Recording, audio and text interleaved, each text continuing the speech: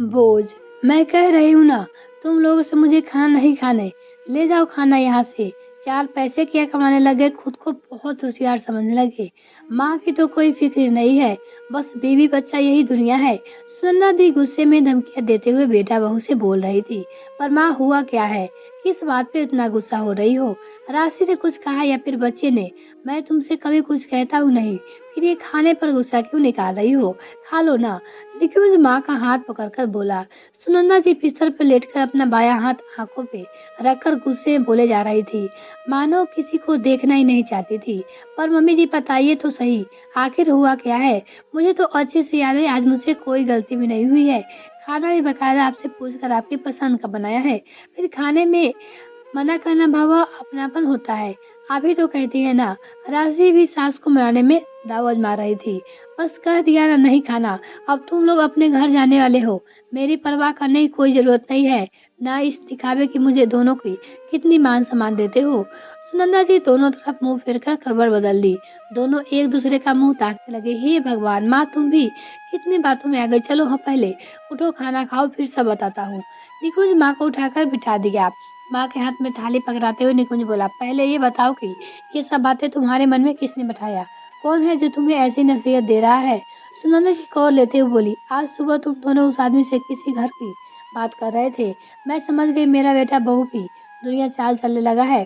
पर माँ ही बोझ होती है। वृद्धाश्रम न भेजकर मुझे यही घर में मरने को छोड़कर तुम बच्चे के साथ नए टूथपेस्ट कर शिफ्ट होना चाहते हो ना? किरण सुनन्ना जी की बहन कह रही थी। आजकल के बेटा बहू सास ससुर के साथ जरा भी रहना नहीं चाहते। मौका मिलते अपनी गृहस्थी अलग कर देते हैं। दीदी का भी सावधान, तुम्हारी बहू भी नौकरी करती है, देखना कल को तुम्हें पूछेगी नहीं, इसीलिए अपने लिए सोचना शुरू कर दो। जब अलग चले जाओ घर किराए पर लगा देना, कुछ आमदनी होती रहेगी तो जिंदगी आसान रहेगी। बहू का मोहताज बनकर जियोगे। एक दुखद आह के साथ सुनंदा जी ने कहा और अपनी आंखों को गिरते आंसू को गाल पे पोंछ लिया। हाँ, खाना खाते हुए रोना नहीं चाहिए, अन्न फिर शरीर को नहीं लगता। और किरण मौसी की बहू क्या किया? वो उन्होंने आपको बता अच्छी खासी नसीहत दे रही है और आप हमसे बिना कुछ जाने उसे निष्कर्ष निकाल दी। हम आपको सब कुछ बताने से पहले कुछ फाइनल तो होता। आप मौसी जी के बात सुन अपने बेटे पर अविश्वास कर बैठी। राशि की आंखों में आंसू थे क्योंकि वो सास को हमेशा बहुत सम्मान करती थी। माँ, तुम भी ना, पता है जो तुम आज सुबह आदमी की बात कर आकलन कर बैठी हो ना, वो तुम्हें छोड़कर कभी ना जाने का सोचने का, कभी जाने वाला। यहाँ से कभी गए तो तुम हमेशा साथ रहोगे। तुम्हारे सिवा दीदी भी अपनी है जो खुद अपने ससुराल में व्यस्त है। तुम्हारे लिए हमें सोचना है। और इसे शादी के 10 साल बाद कोई विदाई की बताओ। राशि ने कभी तुम्हारी बात ना सुनी हो तो कहो। कितनी बार राशि तो कहती हो कि तुम नहीं मानती हो। ऐसे में राशि वही करती जो पसंद चाहे, चाहे उसका मन हो या ना मन हो। अब रही बात करके, तो हम इन्वेस्टमेंट के लिए एक फ्लैट बुक करना चाह रहे थे ताकि एक घर भी हो जाए, इनकम टैक्स भी थोड़ी राहत मिले और पैसे इधर उधर खर्च करने से बेहतर कहीं उसका प्रयोग करना लगाए। इसलिए हम उस पहचान वाले बिल्डर को बुलाकर घर की बात कर रहे थे। तुम छोड़कर जाने की कोई इरादा नहीं है। निकुंज ने माँ को समझाते हुए कहा, सच्ची बेटा, तुम लोग मुझे यहाँ छोड़कर नहीं जाने वाले हो।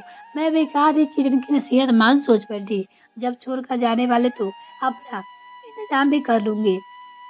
सुनंदा जी खाकर उठी, हाथ धोकर आई और अलमारी से एक लिफाफा निकाल देते हुए बोली, बेटा ये रख लो, काम आएगा।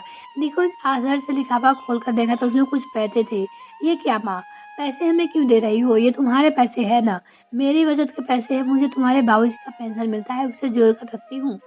और ये लो बेटा, एक घर कभी ना कभी जरूर काम आएगा। आज तुम्हारे बाबूजी की याद आ गई। ये जमीन भी उन्होंने बचत बदौलत किया था। जब हम पूरे परिवार साथ रहते तो मैंने कहा, क्या जरूरत है तो बोल। जरूरत की नहीं, बचत की है। जब कभी बुरा वक्त आया तो ये हारे हाथ में काम आ सकता है। और देखो, जब घर सबके परिवार पढ़ने छोटा पड़ने लगे तो हम यहाँ पे आ गए। तुम्हारे भी 2 बच्चे हैं, उनके लिए भी बचत समझ कर रख लो बेटा। एक घर आरे वक्त के लिए। सुनंदा जी बेटे की नसीहत देते हुए बोली। अब निकुंज और राशि खुश हुए थे। पहले जिस बात पे नाराज से खाना नहीं खा रही थी, अब माँ भी समझ गई थी, उन्हें नसीहत भी दे रही थी। दोस्तों, कभी कभी बड़े कुछ अधूरी बात सुन ना जाने मन में कितनी आकलन कर बैठते हैं, पर जब सच्चाई जानने की नसीहत देने की भी नहीं चुकती। ऐसी बचत की नसीहत आपको किसी न किसी से दे, हमें बताइएगा। मिलते हैं फिर नेक्स्ट वीडियो। तब तक के लिए bye. Thanks for watching this video. यदि आपने अभी तक चैनल सब्सक्राइब नहीं किया, तब प्लीज सब्सक्राइब कीजिए, साथ में बेल आइकन प्रेस करें ताकि मेरे और भी वीडियो का नोटिफिकेशन सबसे पहले आपको मिल सके। इस वीडियो को देखने के लिए बहुत बहुत धन्यवाद।